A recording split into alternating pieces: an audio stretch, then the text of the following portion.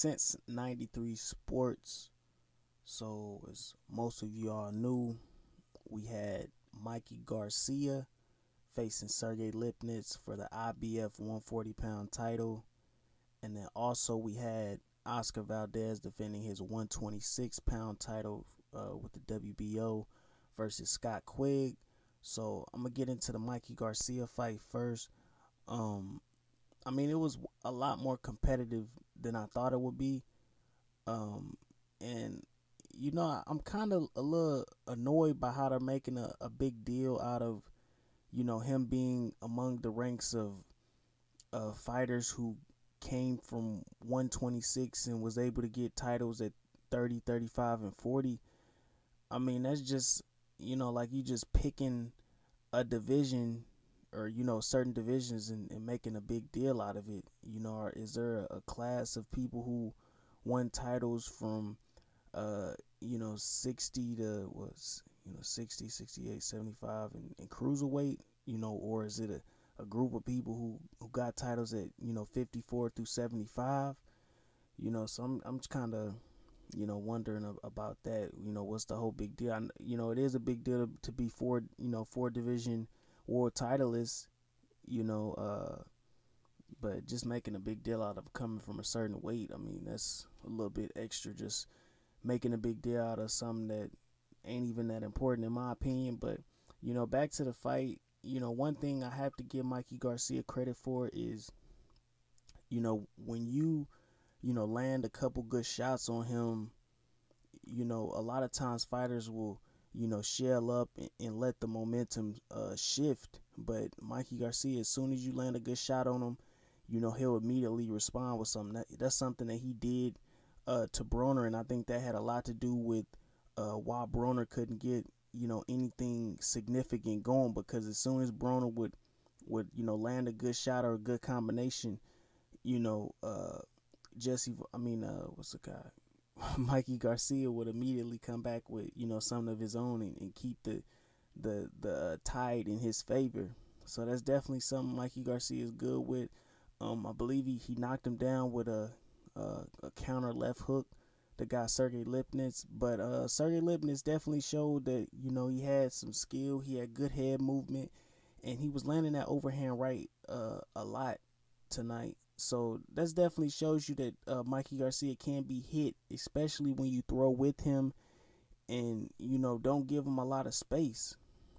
So I heard Mikey Garcia saying that he was gonna go back down to 135 and try to unify, or get some sort of big fight, and then he's gonna go up to 140 and try to unify up there. But I mean, I really don't see any big money fight that would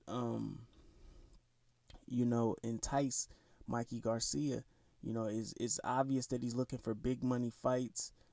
Coming up to 140 was just maybe an accolade that he saw, a prime opportunity to get on a 13-0 fighter. But I mean, I don't see anybody at 140 that's really gonna bring him a whole bunch of money. It's basically gonna be high risk, low reward. So he's gonna have to go up to 147 like he's talking about.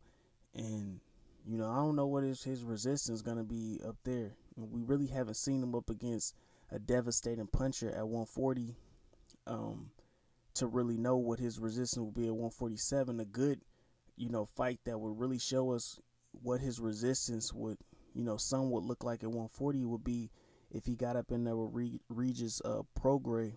And I mean, I don't know if that's a good fight for Mikey Garcia. But let's get into the Scott Quigg. And oh yeah, they did have a fight before the Mikey Garcia fight. What's the guy's name?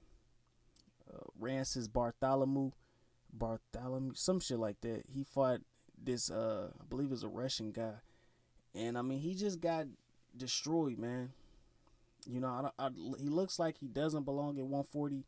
He looks like he belongs at 135, and he don't want to let his hands go. And the guy just outworked him. He was too strong, and that was the end of it. But I want to talk about the Scott Quigg versus Oscar Valdez fight. That was, in my opinion, the fight of the night. Even though, I don't really like to support Top Rank and Bob Arum. over the PBC, but I found myself switching in between channels and trying to catch glimpses of the Valdez Quigg fight, and I watched a big chunk of it. From what I seen, it was a action-packed fight, man. You had Scott Quigg, whose nose just looked grotesque. It's like two or three times the size of it normally would be. It's definitely broken. And then I believe Oscar Valdez had a couple teeth knocked out on his bottom row. So he's fighting with blood all in his mouth, spitting it out, swallowing it. Hard to breathe. And I mean, he still came through. So it just showed that he has a lot of heart. And I think he's a problem for any of the champions. Now, as far as his technique, he definitely shows a lot of flaws. He gets hit a lot. He's always open for punches. It was times in the fight where Quigg was just landing whatever he wanted to on him. And I don't think he really took advantage of that. He's coming in with the weight advantage. He didn't want to win the morning of the fight. So I don't think he fully took advantage of that. But as far as Valdez versus the other champions, we got, I believe it's Leo Santa Cruz. I want to say Carl Frampton doesn't have a strap. He might have a strap right now. So you got him. I want to say it's Lee Selby. And then we got Gary Russell Jr., who he's just not active. So I don't know if we can see Gary Russell versus one of the champions, or I don't know, man. I don't know how Valdez does against the other champions. Leo Santa Cruz, I think that's a winnable fight for him, because looking at Leo Santa Cruz, he just doesn't strike me as a strong, heavy puncher. Carl Frampton, I think Frampton will be, too slick for him, in my opinion. But I don't know, man. He shows a lot of heart, so you really can't count him out. And it was a hell of a fight tonight, And that's basically my thoughts, man.